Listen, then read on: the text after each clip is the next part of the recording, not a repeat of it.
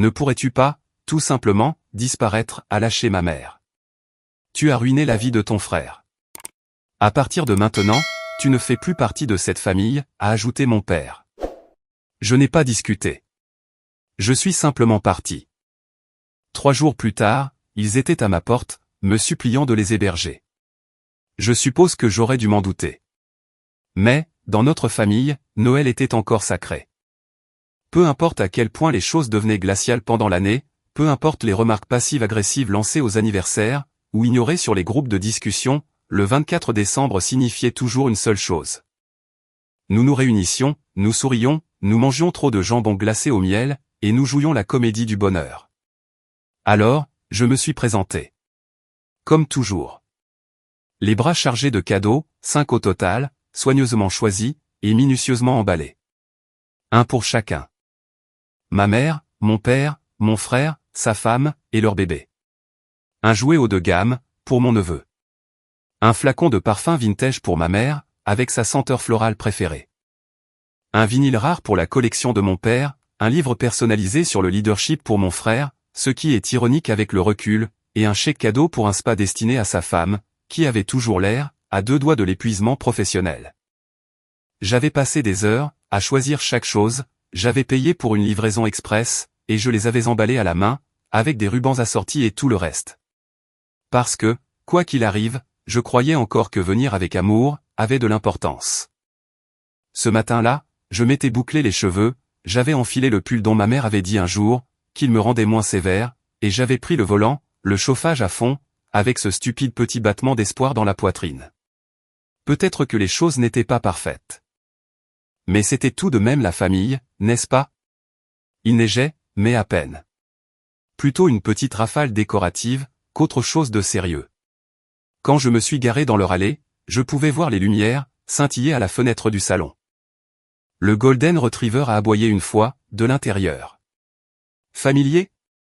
Presque chaleureux. J'ai sonné à la porte, les cadeaux empilés dans mes bras, comme une sorte d'offrande émotionnelle. La porte s'est ouverte. Ma mère avait l'air surprise. Pas dans le sens « Oh, tu es là ». Plutôt comme si, j'étais en avance à une fête, à laquelle je n'étais pas invité. Elle n'a pas souri. Derrière elle, j'ai aperçu mon frère, sirotant déjà quelque chose dans un verre en cristal. Sa femme tenait le bébé, qui avait ce regard écarquillé, et ses joues rebondies, qui vous font oublier la moindre rancune, pendant 2 secondes. Je n'ai même pas eu droit à un bonjour. Au lieu de cela, ma mère s'est avancée, et l'a dit.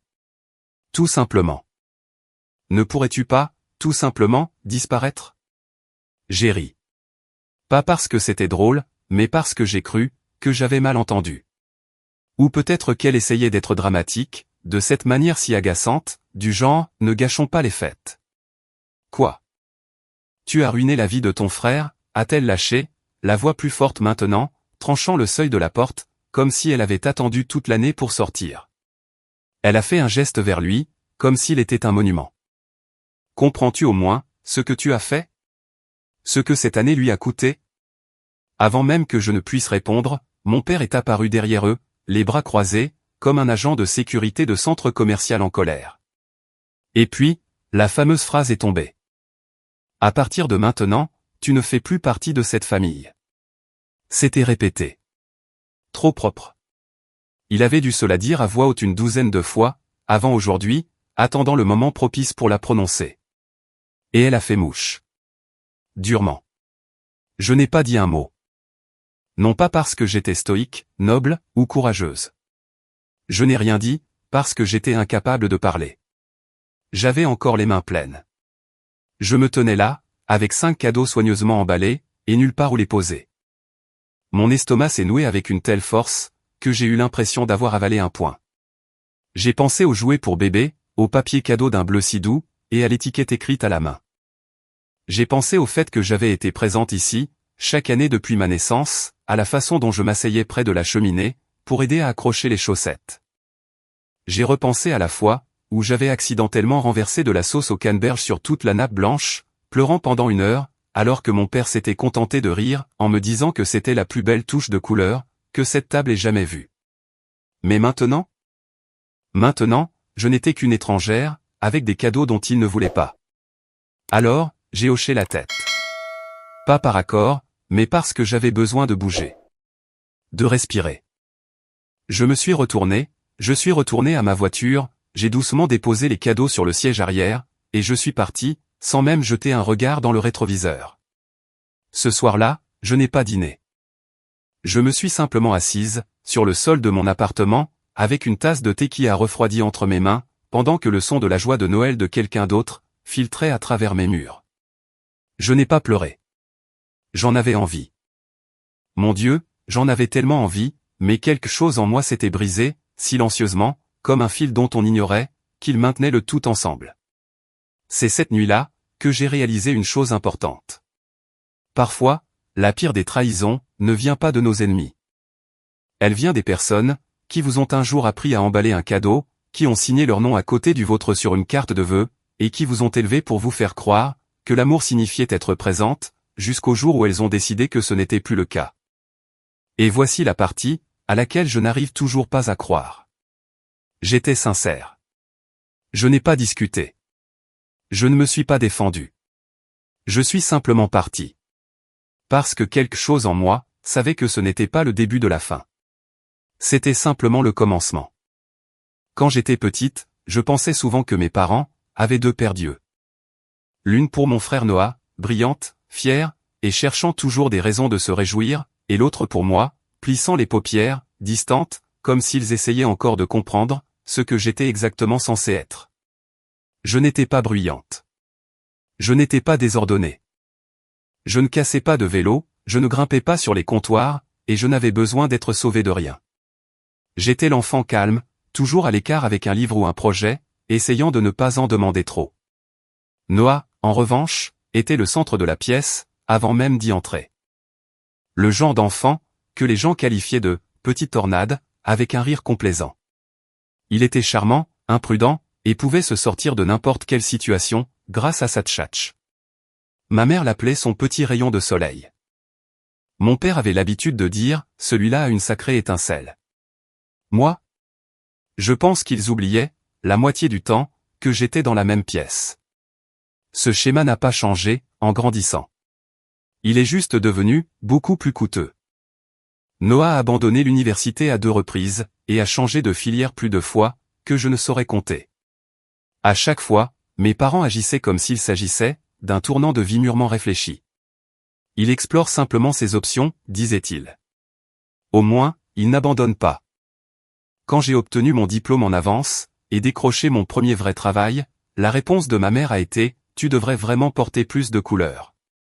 Tu as toujours l'air si sérieuse en noir. » Je me disais souvent que ce n'était pas grave. Qu'être une personne bien n'était pas censé venir avec des applaudissements. Mais cela finit par vous user, après un certain temps, d'être invisible jusqu'à ce que quelqu'un ait besoin de quelque chose. Et ils avaient toujours besoin de quelque chose. Malgré tout, j'ai gardé la tête baissée, et j'ai construit ma vie. J'ai travaillé dur, j'ai économisé de l'argent, et j'ai finalement contribué à créer une petite entreprise, avec quelques amis proches.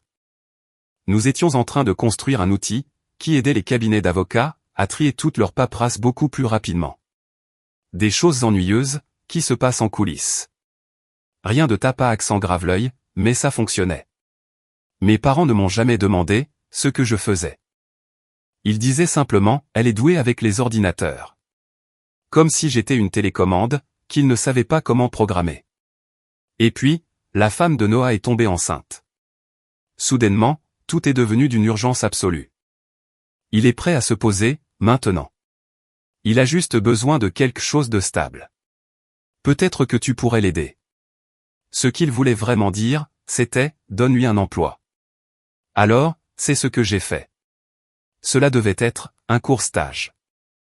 Juste quelques semaines, pour observer mon travail. Je l'ai intégré à mon équipe, je l'ai présenté à tout le monde, et j'ai essayé de faire en sorte qu'il se sente le bienvenu. Il est arrivé en retard le premier jour, prétextant que la circulation était terrible. Nous travaillions à domicile. Dès la 2e semaine, il sautait des réunions, et faisait des blagues pendant les appels d'équipe, sur le fait que j'étais beaucoup trop coincé, pour une petite sœur. Il n'a même pas tenu un mois entier. Un jour, il a tout simplement arrêté de se connecter. Pas un appel. Pas un merci. La fois suivante où je l'ai vu, il était sur une plage au Mexique, torse nu, tenant une noix de coco, et postant sur les réseaux sociaux que de grandes choses allaient bientôt arriver. Sa femme était à la maison, avec leur nouveau-né.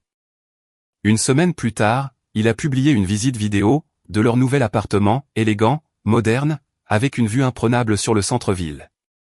Le genre d'endroit qui n'est vraiment pas donné. Il l'a légendé ainsi, investissez en vous-même.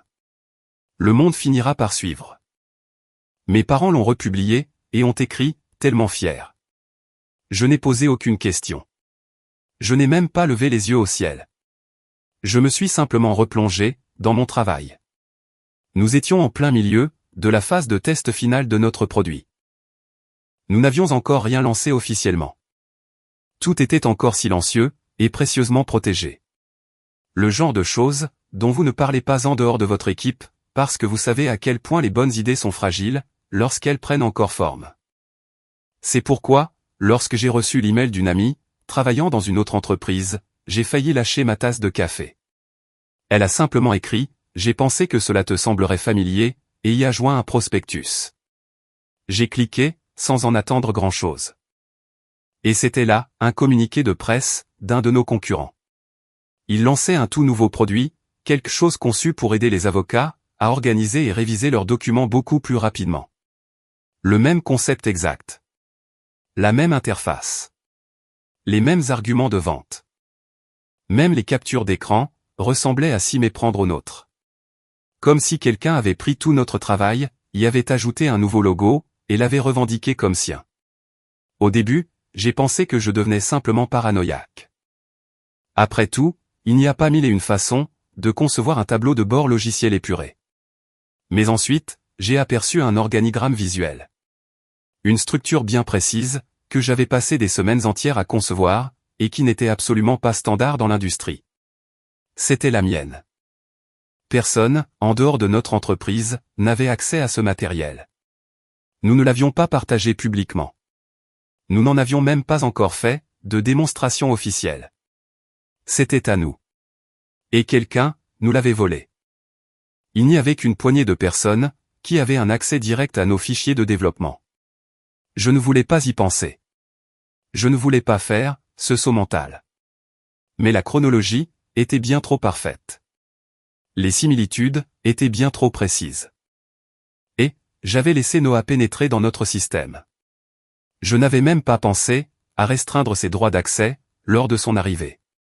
C'était censé être temporaire, non rémunéré, et se limiter à de l'observation basique. Mais je n'avais pas verrouillé nos dossiers. Je n'avais jamais imaginé que j'en aurais besoin. Cette nuit-là, je suis resté assise dans mon appartement, à fixer ce prospectus pendant ce qui m'a semblé être des heures. Je n'ai pas pleuré. Je n'ai pas crié. Je me suis juste senti vide, comme si quelqu'un avait creusé l'intérieur de mon corps, pour n'en laisser que la coquille. Je voulais tellement croire qu'il s'agissait d'une simple coïncidence, que je tirais des conclusions trop hâtives, et qu'il y avait forcément une autre explication. Mais au fond, je connaissais la vérité, et je ne l'avais encore dit à personne. Ni à grand-père, ni à mes amis, ni même à moi-même, à voix haute. Nous étions le 23 décembre. J'étais censé partir le lendemain matin, pour le réveillon de Noël. J'avais déjà emballé tous les cadeaux, un pour chacun d'entre eux, y compris une peluche toute douce pour le bébé de Noah, que j'avais commandé des mois plus tôt, à l'époque où je croyais encore faire partie de cette famille. Je me suis demandé si je devais tout de même y aller. Parce qu'une partie de moi, cette part qui s'était toujours présentée sans faillir, voulait encore croire que je me trompais. Que peut-être, cette fois-ci, je franchirais le seuil d'une maison, où je n'aurais pas à mériter ma place. Que peut-être, il finirait par me voir, vraiment. Au moment où je me suis présenté pour Noël, je n'avais vu aucune preuve tangible. Pas de reçu bancaire. Pas de courriel compromettant, et aucune confirmation absolue, que mon frère m'avait pris quelque chose, pour le vendre comme si cela lui appartenait. Mais, j'avais demandé à l'avocate de notre entreprise d'examiner la situation. Discrètement. Juste au cas où. Il s'est avéré que ce « juste au cas où » était sur le point de faire exploser toutes mes fêtes de fin d'année. Ce que j'ignorais ce matin-là, les sacs cadeaux serrés contre moi, et la neige éclaboussant l'arrière de mes bottes, c'était que notre avocate avait déjà contacté notre concurrent. Juste un avertissement légal de courtoisie, rien d'explosif. Du moins, pas encore. Mais la politesse n'a pas duré bien longtemps. Parce que ce concurrent, comme il s'est avéré, prenait le vol de propriété intellectuelle très au sérieux. Ils avaient contacté Noah. Et Noah, fidèle à lui-même, n'a pas appelé pour cracher le morceau. Il a couru se réfugier auprès de nos parents en premier, pleurnichant sur le fait que j'essayais de le détruire, que j'avais toujours été maladivement jalouse, que j'avais piraté ses propres plans d'affaires, et que j'avais transformé tout cela en un bourbier juridique. Alors, quand je suis arrivé avec mes cadeaux soigneusement choisis, de vrais cadeaux, et non pas des bougies recyclées ou des cartes cadeaux Amazon, j'ai marché droit dans une tempête, qui s'était préparée dans mon dos. Ne pourrais-tu pas, tout simplement, disparaître, à lâcher ma mère, avant même que je n'ai pu retirer mes 2 bottes. Et mon père, que son cœur perpétuellement lâche soit béni, a ajouté, à partir de maintenant, tu ne fais plus partie de cette famille. Je n'ai pas prononcé un seul mot, je me suis simplement retourné, j'ai regagné ma voiture, et je suis parti, les cadeaux toujours dans le coffre. J'ai dîné seul ce soir-là, avec des restes de pad thai, et un verre de vin. Le vin était correct. Le pad thai, beaucoup moins. 3 jours plus tard, la confirmation est tombée, comme un accident de voiture au ralenti. Notre avocate a appelé, et n'a même pas essayé, d'atténuer le choc. Oui, Eliana. Il a absolument tout téléchargé. Le code source, les notes internes, les diagrammes, dont certains étaient d'ailleurs filigranés. Il a vendu le paquet entier à un concurrent, pour 350 000 €. Je n'ai rien dit. Elle a continué à parler. Il a prétendu qu'il l'avait développé lui-même, et qu'il avait engagé une équipe de pigistes pour le construire. Ce qu'il ignorait, bien sûr, c'est que votre produit est dûment breveté. Et ce, à votre nom. Elle a marqué une pause. Ils arrêtent complètement le projet. Avec effet immédiat. Et ils sont absolument furieux. Ils exigent d'être remboursés. Avec des dommages et intérêts, en prime. Je l'ai remercié, et j'ai raccroché. Ensuite, je me suis assise sur le sol de mon minuscule appartement, et j'ai fixé le mur, pendant environ 10 minutes. Je ne me souviens pas d'avoir respiré. Noah m'avait volé. Mais pire que cela, il avait traîné mon nom dans la boue pour se couvrir, et nos parents avaient tout avalé. Quand le téléphone a sonné de nouveau, je savais déjà de qui il s'agissait. Maman. Eliana, a-t-elle dit, sur le même ton qu'elle utilisait, lorsque j'oubliais d'envoyer une carte d'anniversaire à sa partenaire de bridge. J'ai eu des nouvelles de Noah. Il est en difficulté. En difficulté. C'était le mot qu'elle avait choisi d'utiliser. Pas en train de voler. Pas en train de mentir. En difficulté. Tu dois comprendre, a-t-elle poursuivi. Il était soumis à une énorme pression. Avec le bébé, le loyer, et le fait d'essayer de construire un avenir pour sa famille. J'ai failli éclater de rire. Mais je me suis retenu.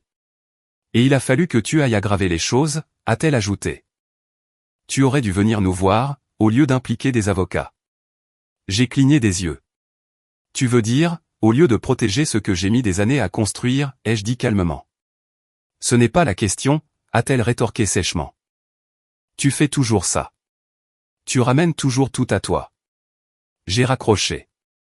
Pas dans un accès de rage. Pas pour faire un drame. J'ai simplement raccroché. Comme on arrête un mauvais film, au beau milieu. Et puis, j'ai tout arrêté. Les paiements mensuels que je leur envoyais, pour les aider avec leur hypothèque? Terminé. Les discrets transferts Venmo pour Noah, lorsqu'il prétendait que sa carte bancaire était encore bloquée? Fini. Je n'ai pas envoyé de lettre d'explication. Je n'ai fait aucun grand discours. J'ai juste arrêté. Il y a un silence bien particulier, qui s'installe, lorsque vous arrêtez d'essayer de mériter l'amour des gens. Pas le genre de silence paisible. Pas au début, en tout cas. C'est le genre de silence qui résonne étrangement, comme un réfrigérateur qui vient de tomber en panne. Ce calme, vous rappelle à quel point tout était bruyant auparavant. J'ai laissé ce calme s'installer. Et je me suis remise au travail. Voici la 4e partie, le chapitre final de l'histoire d'Eliana. il apporte la conclusion émotionnelle, les conséquences, et la force tranquille qu'elle a portée tout au long de cette épreuve. La trahison s'approfondit, mais sa paix intérieure aussi. 3 jours après Noël, j'ai ouvert ma porte d'entrée, pour trouver ma famille entière, plantée sur le porche avec des valises. Noah a eu le culot de paraître agacé, comme si je les avais fait attendre beaucoup trop longtemps. Ma mère affichait ce sourire figé, qu'elle utilisait lorsqu'elle essayait de paraître raisonnable, devant les voisins. Et mon père? Eh bien, il tenait une mijoteuse entre ses mains, ce qui était, je suppose, son idée d'une offrande de paix. Juste pour quelques jours, a lancé maman avec désinvolture, en s'avançant comme si elle se présentait à la réception d'un hôtel. La maison est en pleine rénovation. Tu sais, pour la préparer à la vente? J'ai cligné des yeux. Vous vendez la maison?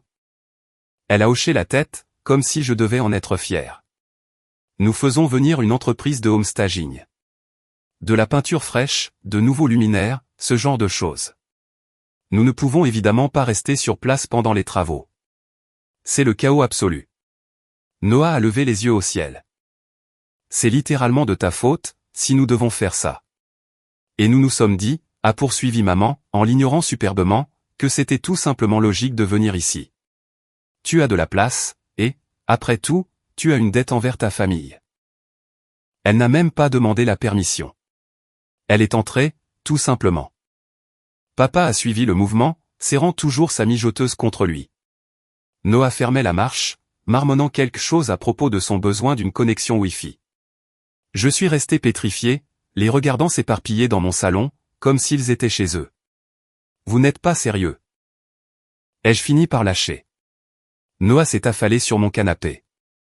Tu as tout ruiné, Eliana. C'est bien la moindre des choses que tu puisses faire.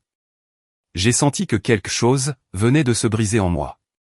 Pas le genre de rupture dramatique qui donne envie de jeter un vase contre le mur. Juste, une immense clarté. Je me suis tourné vers ma mère. Tu as passé toute ma vie à lui trouver des excuses. Chaque erreur. Chaque mensonge. À chaque fois qu'il a réduit quelque chose en cendres, tu as trouvé le moyen d'accuser quelqu'un d'autre, et c'était généralement moi. Elle s'est raidie. Tu ne l'as pas protégé, ai-je dit d'une voix douce. Tu l'as simplement encouragé dans ses dérives. Sa bouche s'est ouverte, puis s'est refermée aussitôt, ce genre de silence qui n'apparaît que, lorsque quelqu'un n'a jamais eu à répondre de ses actes.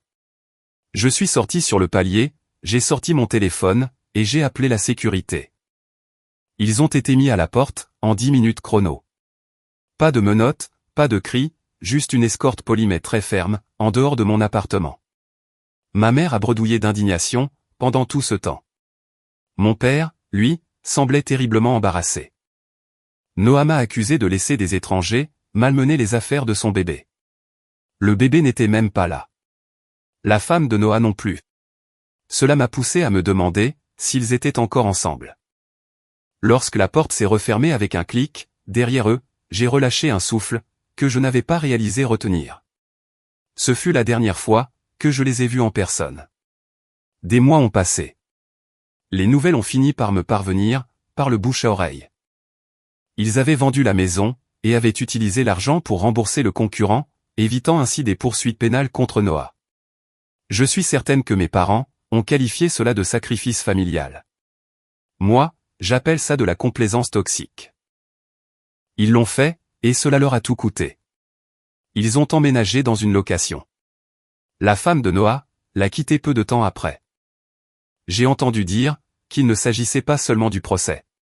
Elle a découvert des messages, datant de ses petites vacances en solo, des messages qu'il avait oublié d'effacer. Je n'ai pas souri en apprenant cela, mais je n'ai pas pleuré non plus. Un après-midi, au début du printemps, j'ai reçu un appel de l'avocat de grand-père. Mon grand-père était toujours en vie. Et toujours aussi vif d'esprit. Il avait 96 ans, et tenait encore absolument à tondre sa propre pelouse, bien que le syndicat de quartier n'ait cessé de le mettre en garde. Eliana, m'a dit l'avocat, votre grand-père m'a demandé de vous informer qu'il a mis à jour son testament. Tout vous reviendra désormais. J'ai cligné des yeux. Tout? Absolument tout. Je me demande si mes parents comptaient secrètement sur cet héritage, lorsqu'ils ont pris la décision de vendre leur maison, pour éponger les dettes de Noah. Je suis prête à parier que c'était le cas.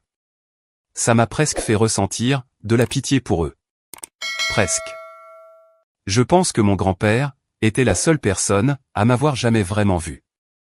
Quand j'avais 9 ans et que j'apprenais à coder, c'est lui qui m'a offert son vieil ordinateur portable en me disant « Construis quelque chose ».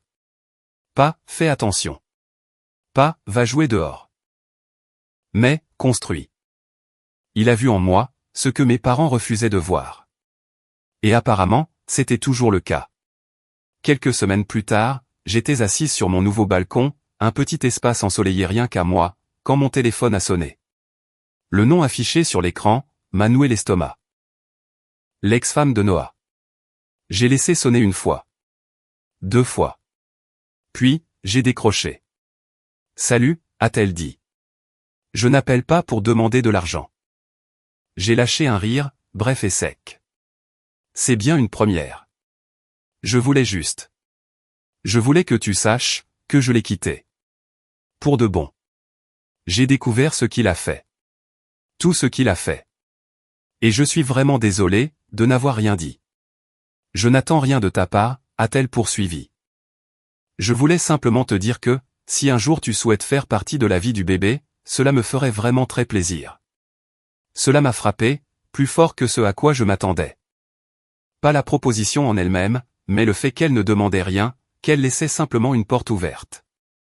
J'y réfléchirai, lui ai-je répondu. Et j'étais sincère. Quand j'ai raccroché, je suis retourné à l'intérieur, et j'ai regardé le mur de mon bureau. D'un côté, la confirmation originale de mon brevet. Juste à côté, une photo de mon grand-père et moi, plissant tous les deux les yeux face au soleil, avec des fils et des outils éparpillés sur la table de la cuisine. Et en dessous, une dernière chose, la petite note que j'avais écrite un jour, et que je n'avais jamais envoyée. Tu construiras ce que personne ne voit aujourd'hui. Et c'est exactement ce que j'ai fait. Merci d'avoir écouté. Qu'avez-vous pensé de l'histoire d'Eliana? A-t-elle pris la bonne décision en s'éloignant, ou aurait-elle dû gérer la situation différemment? Faites-le moi savoir, dans les commentaires ci-dessous. Et si vous avez apprécié cette écoute, n'hésitez pas à aimer, partager, et vous abonner, pour découvrir d'autres histoires comme celle-ci.